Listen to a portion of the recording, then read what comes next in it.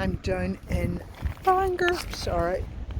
So I'm down in Bangor at my usual little spot. Haven't been here for a couple of weeks, so I'm looking forward to see what I'm going to see. And I just came over because that caught my eye there. Then I realised just how many interesting little bits and pieces we have in this small area. So there's that nice pale, very pale aqua, very pale seafoam, lovely soft green, a little bit nicked along the side. There's new but not sharp green, too sharp. Another little bit of very pale aqua. So you've got, just in this tiny area, we've got terracotta, we've got flint. That's a little bit of flint. That's that lovely colour. It always looks almost like glass. Oh yikes, there's a nice thing that I don't get very often, a lovely little bit of sea pottery. Another little bit of plain sea pottery. Another little bit of sea pottery that originally was pale blue. It's been glazed. Oh, and that was a very nice surprise. It's probably from the inside of a cup. You've got these bits that are almost grey. So if I put that beside that, you can kind of see there's like a grey tinge, and in fact that has a little bit of iridescence. It's a fairly ugly piece of glass. I suspect it has got a good bit of age though. There's a little bit of marmalade jar. I like that with the little stripes. So that is just in that one tiny little area. Now the question is this the palest shade of pink? Ooh. Hard to tell. But because I have a feeling about it, I'm going to take it and let it sit in the sun and see if it darkens down, because it will if it is. There's another bit of terracotta, bit of glazed terracotta. Rather nice. I like sea brick actually, and there's plenty of it here. And again, there's a big old ugly bit of glass. And that masquerading isn't blue glass, that is cheeky blighter mussel shell. I think I'll just double check. Yeah, it is. So in here are bits still to cook. So there's a very, that's close to being, it's not quite sharp enough, but I'm going to bury it actually just in case. It might cut.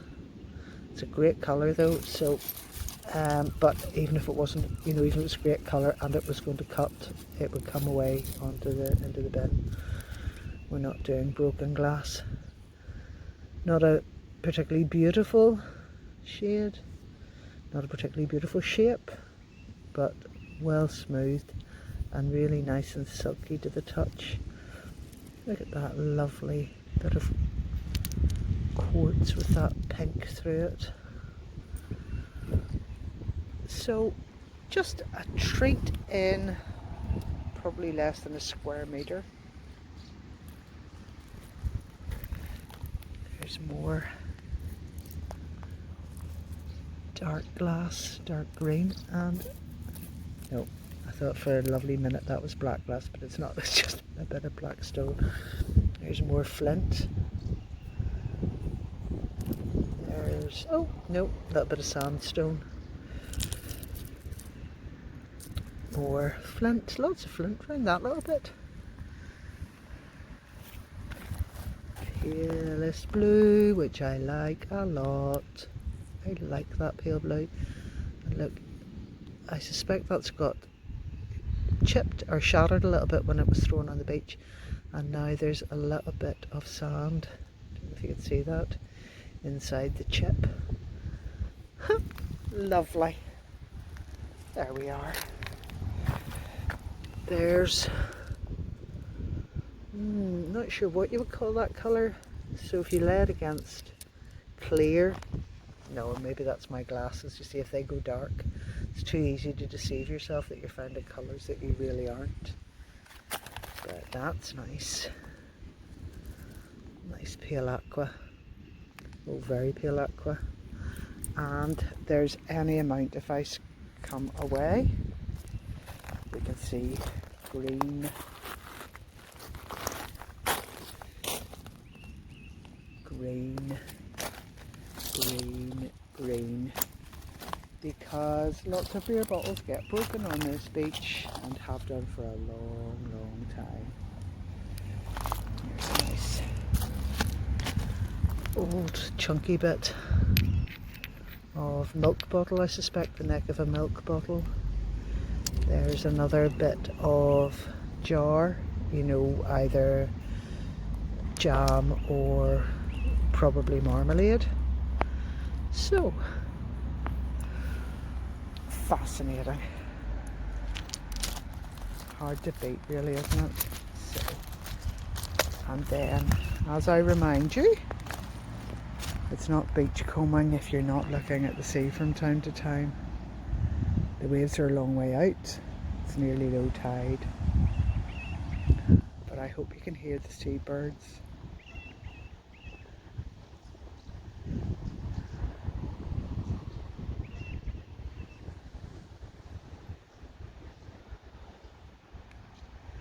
Blessings to all. Take care. Okay folks, so you know that on this beach you find lilac, but I want to make it clear this is why lilac is tricky to find, because it masquerades as one of these purple stones. And if you look, there's a big old chunk of white, and right beside it is a purple stone, and right beside it, as I live and breathe, is lilac, and it is most definitely lilac. Look at that. But I nearly walked over the top of it. I really didn't spot it.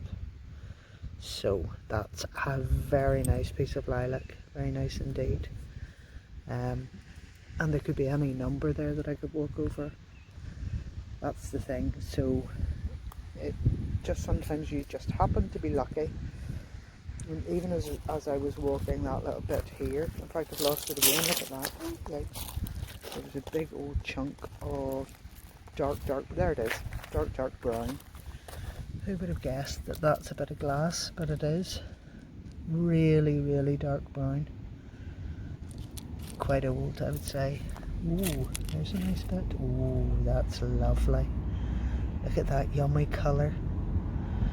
I suspect that's from the inside of maybe a kick-up, possibly.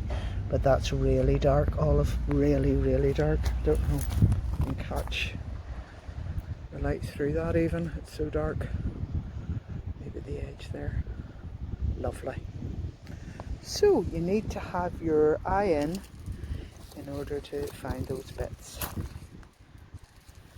And then they kindly stick their end up so you can see that they're teal. You can see that one's dark with an A on it.